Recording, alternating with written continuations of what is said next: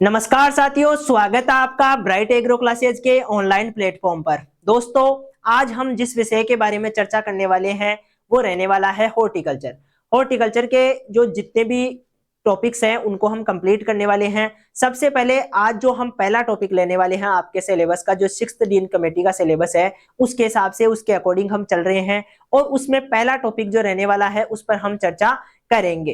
चर्चा करने से पहले हम बता दें कि ये जो हम सीरीज स्टार्ट कर रहे हैं इसको आप ज्यादा से ज्यादा लाइक करें, लोगों के साथ शेयर करें, अपने फ्रेंड्स के साथ शेयर करें ताकि इस वीडियो की रीच है वो ज्यादा से ज्यादा पहुंच पाए। ठीक है, ये डिपेंड करेगा इस बात पे कि कितनी रीच होती है, उस हिसाब से हम आगे क्लासेज लेकर आएंगे। ठीक है, तो आपको ज्यादा से ज्यादा लाइक करना है, शेयर करना है और अपने दोस्तों को बताना है। आपको फ्री में कंटेंट मिलेगा। इसके अलावा जो ब्राइट एग्रो क्लासेज का ऐप है वो भी आप डाउनलोड करके वहां से ये पीडीएफ भी आप जो पीडीएफ में अभी देने वाला हूं कंटेंट के रूप में वो आपको वहां से प्राप्त कर लेनी है। तो स्टार्ट करते हैं। आपका जो पहला टॉपिक है उसमें यह है कि स्टेटस एंड इंपोर्टेंस ऑफ जो अपनी हॉर्टिकल्चर क्रॉप्स है उनके लिए मुख्य रूप से, क्योंकि हम जो टॉपिक है उसके बारे में एक बार देख लेते हैं फिर बेसिक चीजें।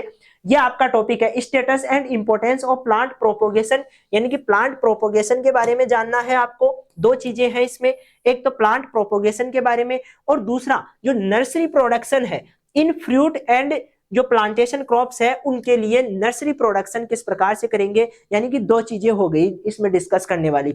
एक तो रहने वाली है कि प्लांट प्रोपोगेशन क्या है और उसका इंपोर्टेंस एंड स्टेटस, अभी क्या स्टेटस है उसका, उसकी चर्चा करेंगे। उसका इंपोर्टेंस क्या है प्लांट प्रोपोगेशन का, उसकी चर्चा करेंगे। और नर्सरी का जो इंपोर्टेंस है उसकी बात करेंगे कि जो प्लांटेशन क्रॉप्स है मुख्य रूप से जो जितनी भी हॉर्टिकल्चर क्रॉप्स होती है उनको अधिकतर हम ट्रांसप्लांट करके ही उगाते हैं। पहले उनको नर्सरी में तैयार करते हैं, उसके बाद में उनका ट्रांसप्लांट करते हैं। तो इस प्रकार की जो चर्चाएं हैं वो हम इसमें करने वाले हैं। तो बेसिक चीजें हम थोड़ा पहले देख लेते हैं कि जो टॉपिक रहने वाला है वो है क्या।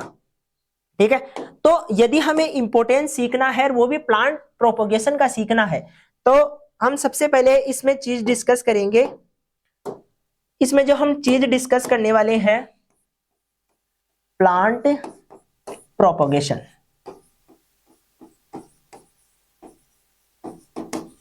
प्लांट प्रोपोगेशन का मतलब क्या है?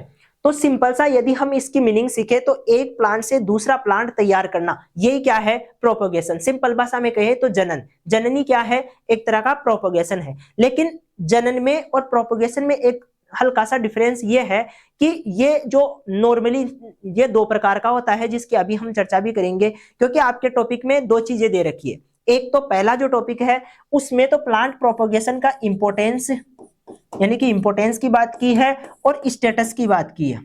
ठीक है, स्टेटस की बात की है।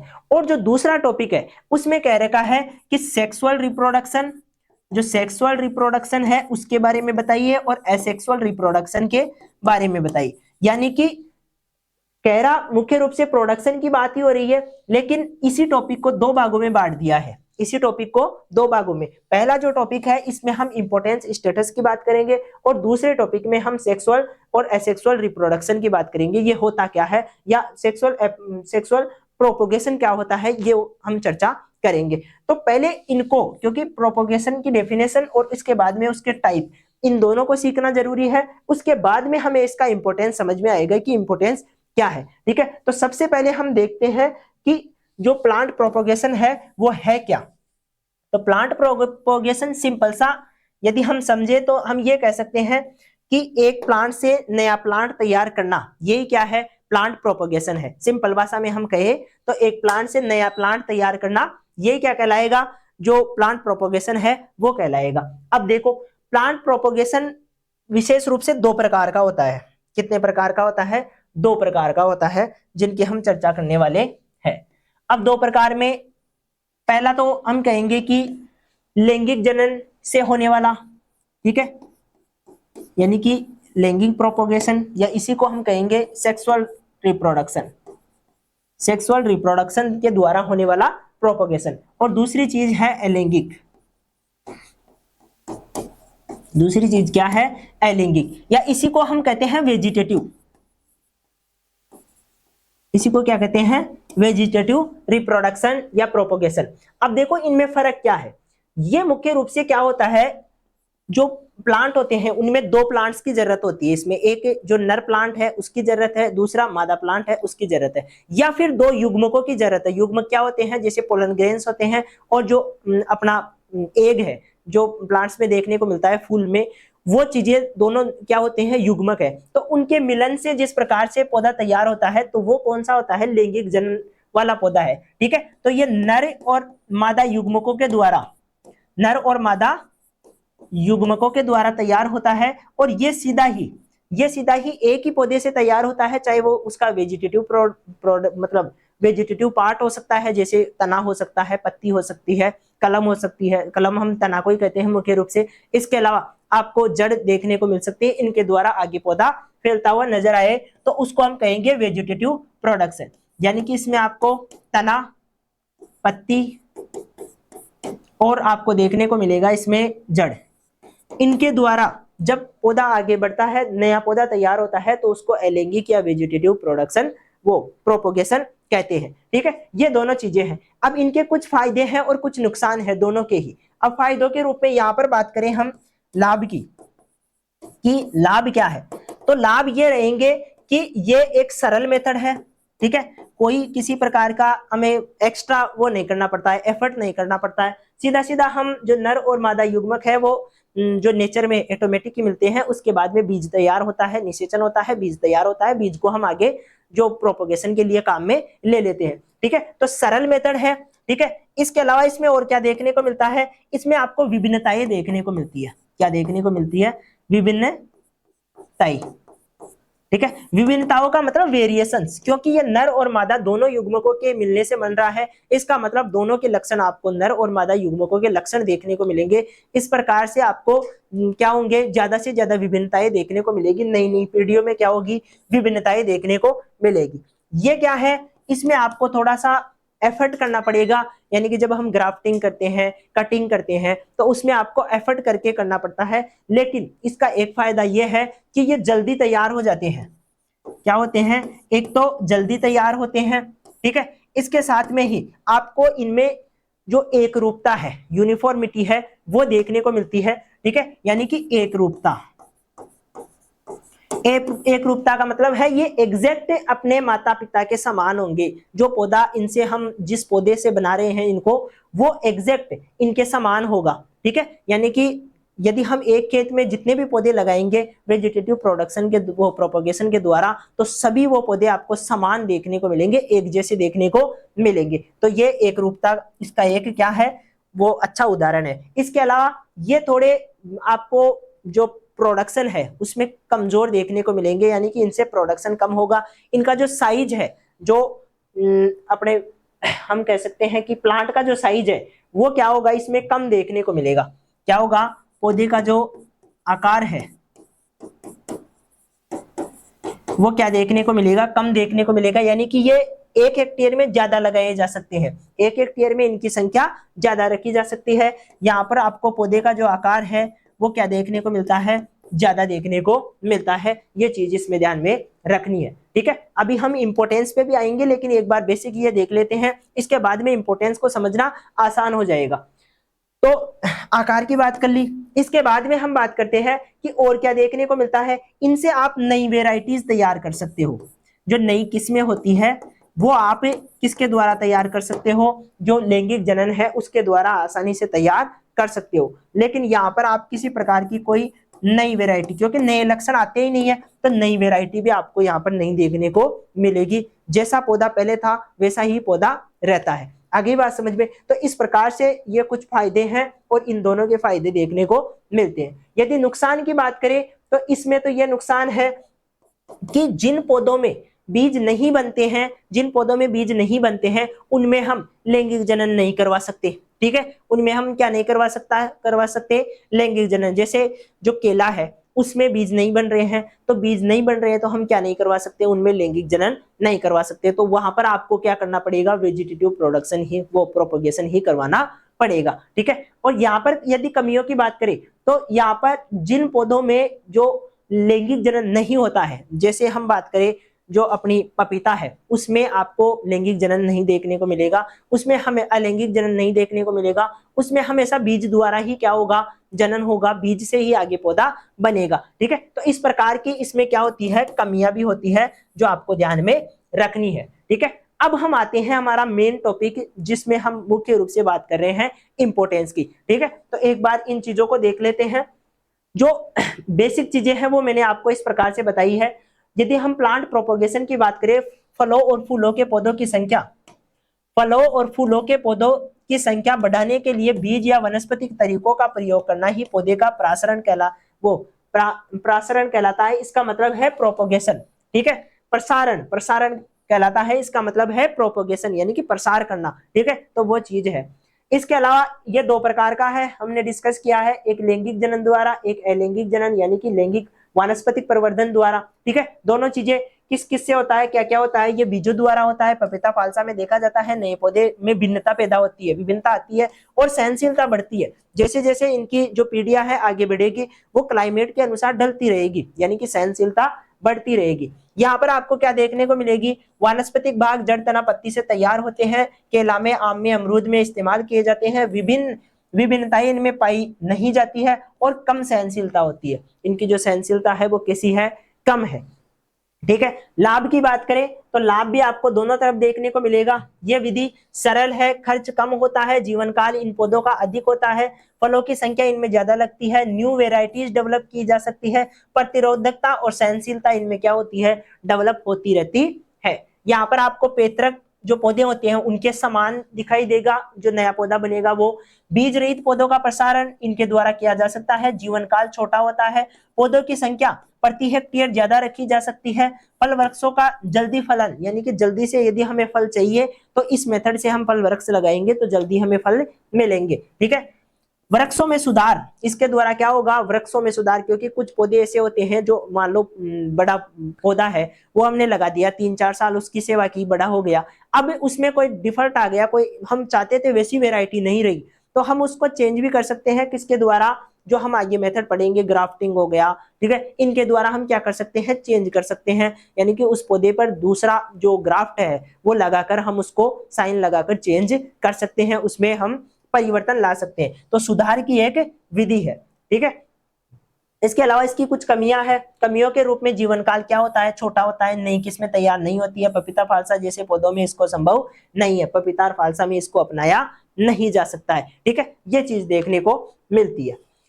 इसके बाद में आपको जो मेन टॉपिक है, क्योंकि ये बेसिक चीजें थी, ये समझना जरूरी था, इसके बिना आप आगे नहीं समझ पाते। अब देखो, इंपोर्टेंस ऑफ प्लांट प्रोपोगेशन, यानी कि इंपोर्टेंस की बात करें तो 3 चीजों पर फोकस करेंगे हम। एक, प्रोड्यूसिंग यानी कि बढ़ाने में, संख्या बढ़ाने में, इंप्रूविंग उनको इंप्रूव करने में, और सस्टेनेबिलिटी यानी कि सस्टेनिंग बनाने में, लंबे समय तक वो टिके रहे, इसके लिए तीनों चीजों पर फोकस करते हैं ये प्लांट प्रोपोगेशन में। ठीक है, अब किस प्रकार से करते हैं, तो जो प्रिजर्विंग प्लांट वेराइटीज, कुछ वेराइटीज ऐसी होती है जिनको हम एक टाइम तो बहुत ज्यादा मात्रा में उगाते हैं, लेकिन कुछ समय बाद में उनका प्रचलन कम हो जाता है। ठीक है, अब कम हो गया तो उनको लोग उगाते नहीं है। ठीक है, नई वेराइटीज आती है, तो जो पीछे वाली वेराइटीज है उनको बचाने के लिए हम इन मेथड्स का इस्तेमाल करते हैं। जो प्लांट प्रोपोगेशन है उनको आगे प्रसारित करने के लिए, जो वेराइटीज है जिनकी कमी हो गई है उनको आगे बढ़ाने के लिए हम इन मेथड्स का, जो प्लांट प्रोपोगेशन है उसका उपयोग करते हैं। ठीक है, तो पादप प्रसारण द्वारा किसी भी स्पीसीज को जलवायु परिवर्तन या नई स्पीसीज के खतरों से बचाया जा सकता है। एक ये इंपोर्टेंस हो गया। ठीक है, इसके बाद में क्रिएटिंग न्यू वेराइटीज बनाने के लिए हम इसका इस्तेमाल कर सकते हैं। पादप प्रसारण से नई किस्में तैयार की जाती है जिनमें रोगों व कीटों के प्रति लड़ने की क्षमता होती है। तो नई वेराइटीज कैसे बन रही है, अभी हम देख रहे थे जो लैंगिक जनन है यानी कि लैंगिक रिप्रोडक्शन है, उसके द्वारा हम जब प्रोपगेशन करवाते हैं तो हमें देखने को मिलते हैं नए नए लक्षण, और नए नए लक्षणों से क्या तैयार होती है, नई वेराइटीज तैयार होती है। तो ये एक जो दूसरा इंपोर्टेंस है वो हो गया। इसके अलावा producing plant with desirable characters, जो कैरेक्टर्स होते हैं, जो लक्षण होते हैं वो हम हमारी इच्छा के अनुसार रख सकते हैं। ये कैसे संभव हो पाया है, ये प्लांट प्रोपोगेशन के कारण ही संभव हो पाया है। तो ये भी क्या हो गया, एक इसका इंपोर्टेंस हो गया। जैसे रंग के आधार पे, आकार के आधार पे, खुशबू के आधार पे हम क्या कर सकते हैं, पौधों को सेलेक्ट कर सकते हैं, उनकी संख्या बढ़ा सकते हैं। ठीक है, ये चीज देखने को मिलती है। इसके बाद में इंक्रीजिंग ऑफ नंबर एक पौधे से हम कई पौधे तैयार कर सकते हैं। ठीक है, ये कब हो पाता है? जब हम जो प्लांट प्रोपोगेशन है उसको इंट्रोड्यूस करते हैं, उसका सहयोग लेते हैं, तब हम एक ही पौधे से बहुत सारी किस्में, बहुत सारे पौधे तैयार कर सकते हैं। ठीक है, तो ये चीजें देखने को मिलती है। ये मुख्य रूप से हम वेजिटेटिव प्रोडक्शन की बात करते हैं, प्रोपोगेशन की बात करते हैं, तब देखने को मिलता है। क्योंकि वेजिटेटिव जो प्रोपोगेशन है उसमें आपको इस प्रकार की चीजें देखने को मिलेगी कि हम एक एक टहनी से नए नए पौधे तैयार कर सकते हैं, तो ज्यादा पौधे एक साथ तैयार हो जाते हैं। ठीक है, मास प्रोडक्शन, बहुत सारा प्रोडक्शन प्राप्त करना हो तो बहुत ज्यादा पौधे उगाने पड़ेंगे। ठीक है, तो मास प्रोडक्शन भी इसके द्वारा किया जा सकता है। यूनिफॉर्म क्वालिटी, यूनिफॉर्म क्वालिटी यानी कि एक रूपता नजर आएगी। अब एक रूपता कैसे नजर आएगी? जब पौधे एक जैसे होंगे। तो एक जैसे पौधे कब होते हैं? वेजिटेटिव प्रोडक्शन के द्वारा एक जैसे पौधे देखने को मिलते हैं। जैसे कटिंग लगाकर, ग्राफ्टिंग करके हम पौधों को क्या कर सकते हैं? एक रूपता में लाया जा सकता है, उनको एक जैसा बनाया जा सकता है। ठीक है, ये संभव है वेजिटेटिव प्रोडक्शन के द्वारा। इंक्रीज बायोडाइवर्सिटी, इसके अलावा जो लैंगिक जनन है उसके द्वारा हम विभिन्नता पैदा करके बायोडाइवर्सिटी को भी बढ़ा सकते हैं। बायोडाइवर्सिटी का मतलब है अलग अलग पौधे उगाना। ठीक है, इसका मतलब हम लैंगिक जनन का इस्तेमाल करके अलग अलग लक्षणों वाले नए नए पौधे उगाएंगे, जिसकी वजह से डाइवर्सिटी बढ़ेगी, पौधे एक जैसे नहीं रहेंगे। तो एक में हम यूनिफॉर्म भी बना सकते हैं और दूसरी चीज हम बायोडाइवर्सिटी यानी कि अलग अलग भी तैयार कर सकते हैं। तो दोनों इसके फायदे हैं। इसके अलावा इकोनॉमिक एंड एनवायरमेंट सस्टेनेबल, जो इकोनॉमिक एंड एनवायरमेंटल जो सस्टेनेबल पौधे हैं वो हम तैयार कर सकते हैं। यानी कि ऐसे पौधे जो लंबे समय तक बने रहे और जो हम ये कहें कि लंबे समय तक प्रोडक्शन देते रहे और एनवायरमेंट के हिसाब से ढल जाए, इस प्रकार के पौधे हम किससे तैयार कर सकते हैं? प्रोपोगेशन से। तो ये क्या है? इंपॉर्टेंस है प्रोपोगेशन का, जो मुख्य रूप से हमने अपने 7 पॉइंट्स में क्या किया है? डिस्कस किया है। ठीक है, तो ये इंपॉर्टेंस है। अब इस इंपॉर्टेंस को समझने के लिए पहले जरूरी था कि हम जो सेक्सुअल और एसेक्सुअल रिप्रोडक्शन है यानी कि जो प्रोपोगेशन है उसको समझ पाए। ठीक है, तो ये चीज इसलिए पहले बताना जरूरी थी।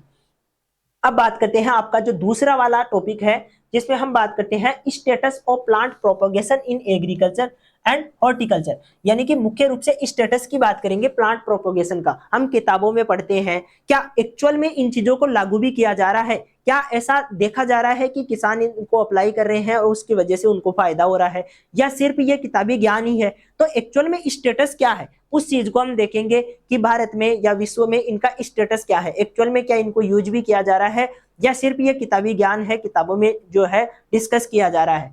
ठीक है, तो उस चीज को देखते हैं।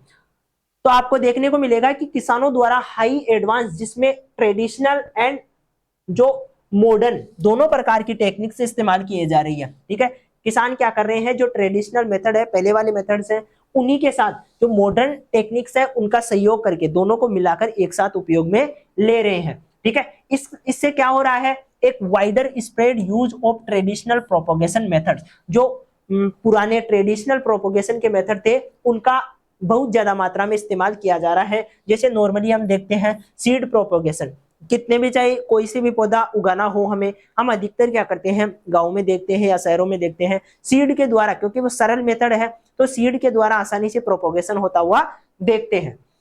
ठीक है, इसके अलावा ग्रेन्स और वेजिटेबल्स को हम मुख्य रूप से सीड के द्वारा ही उगाते हैं। कुछ वेजिटेबल्स होती है और कुछ ग्रेन्स होते हैं जिनको हम सीड के द्वारा प्रोपोगेट करते हैं। वेजिटेटिव प्रोपोगेशन, इसका मतलब है कटिंग का, लेयरिंग का, इनका इस्तेमाल करके प्रोपोगेशन करना। तो ये भी क्या किया जा रहा है? लगातार इसका भी उपयोग हो रहा है। Increase use of grafting and techniques, जो ग्राफ्टिंग की टेक्निक्स है उनका लगातार इस्तेमाल किया जा रहा है। अब ये किसके लिए किया जा रहा है? एक तो डिजीज रेजिडेंस बनाने के लिए और यील्ड बढ़ाने के लिए, जो आपकी यील्ड है, जो उपज है उसको बढ़ाने के लिए। ठीक है, फ्रूट्स में और टोमेटो में आसानी से इसका इस्तेमाल किया जाता है, इसलिए ये ज्यादा देखी जाती है। हाइब्रिड सीड प्रोडक्शन के लिए आगे यदि हम बात करें तो हाइब्रिड सीड प्रोडक्शन के लिए हम मुख्य रूप से किसका इस्तेमाल करते हैं? लैंगिक जनन का इस्तेमाल करते हैं, जिसमें हम दो पौधों को क्या करवाते हैं? क्रॉस करवा के, संकरण करवा के क्या करवाते हैं? हाइब्रिड तैयार करते हैं। पौधों को पेस्ट से और डिजीज से, जो ड्रॉट है उससे बचाने के लिए हम हाइब्रिड सीड तैयार कर रहे हैं, जो लगातार क्या हो रहे हैं? सक्सेसफुल भी होते जा रहे हैं। ठीक है, ये चीज देखने को मिल रही है।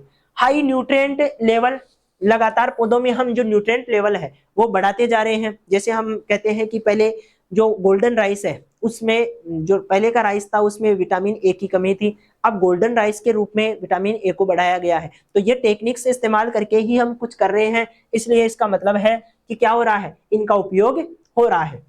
सोइल एंड वाटर कंजर्वेशन, यानी कि मिट्टी को और पानी को बचाने वाले पौधे, ऐसे पौधे जो मिट्टी और पानी को दोनों को बचाते हैं, पानी को ज्यादा खराब नहीं होने देते हैं और मिट्टी की जो फर्टिलिटी है उसको बचाते हैं। तो इस प्रकार के पौधे भी हम क्या कर रहे हैं, लगातार उपयोग में ले रहे हैं। ये चीज देखने को मिल रही है। ठीक है, तो ये क्या हो गया, स्टेटस हो गया। अब हम बात करते हैं nursery production in fruit and plantation crop.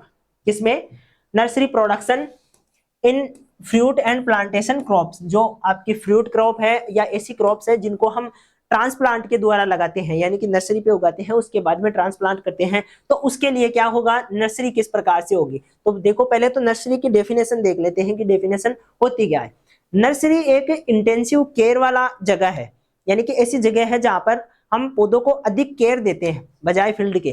Field में हम इतनी केयर नहीं दे पाते हैं क्योंकि एरिया बहुत ज्यादा होता है। हम क्या करते हैं, ऐसी जगह रखते हैं जहां पर हम उनको एक कंट्रोल्ड एनवायरनमेंट दे सके और साथ में इंटेंसिव केयर भी दे सके, यानी कि बार बार हम क्या कर सके, उनको देख सके, संभाल सके। ठीक है, उसी एरिया को हम क्या बोलते हैं, नर्सरी बोलते हैं। A nursery is decided space where young plant are grown and prepared for transplanting. Transplanting के लिए उनको तैयार किया जाता है और उगाया जाता है। ठीक है, नर्सरीज आर कंट्रोल्ड एनवायरनमेंट, ये किसमें होगी, कंट्रोल एनवायरनमेंट पे होगी और साथ में प्लांट्स को यहाँ हाई इंटेंसिव केयर दी जाती है। जो केयर होती है वो किस प्रकार की होती है, हाई इंटेंसिव होती है, यानी कि बार बार हम क्या कर सकते हैं, वहां पर पौधों को संभाल सकते हैं, उनको खराब होने से बचा सकते हैं, किसी भी रोग से बचा सकते हैं। इंपोर्टेंस की बात करें, नर्सरी का इंपोर्टेंस क्या है, तो नर्सरी के इंपोर्टेंस में आपको producing of healthy and disease free plant, पहला तो पौधे ऐसे तैयार करेंगे जो डिजीज फ्री रहे और हेल्दी रहे। ठीक है, उनकी ग्रोथ अच्छी देखने को मिले, इस प्रकार के पौधों को हम उगाने के लिए नर्सरी का इस्तेमाल कर सकते हैं। हाई सर्वाइवल रेट, यानी कि कुछ पौधे जो हम फील्ड में लगाते हैं वो सर्वाइव नहीं कर पाते हैं, थोड़े दिनों में क्या हो जाते हैं, जल जाएंगे, खराब हो जाएंगे, नष्ट हो जाएंगे। लेकिन जब हम नर्सरी में पौधे उगाते हैं तो वहां पर आपको कंट्रोल्ड एनवायरनमेंट देखने को मिलेगा और साथ में जो केयर होगी वो भी कैसी होगी, ज्यादा होगी। तो इसके वजह से आपको सर्वाइवल रेट ज्यादा देखने को मिलेगी। तो ये भी एक इंपॉर्टेंस है जो आपको नर्सरी में ध्यान में रखना है।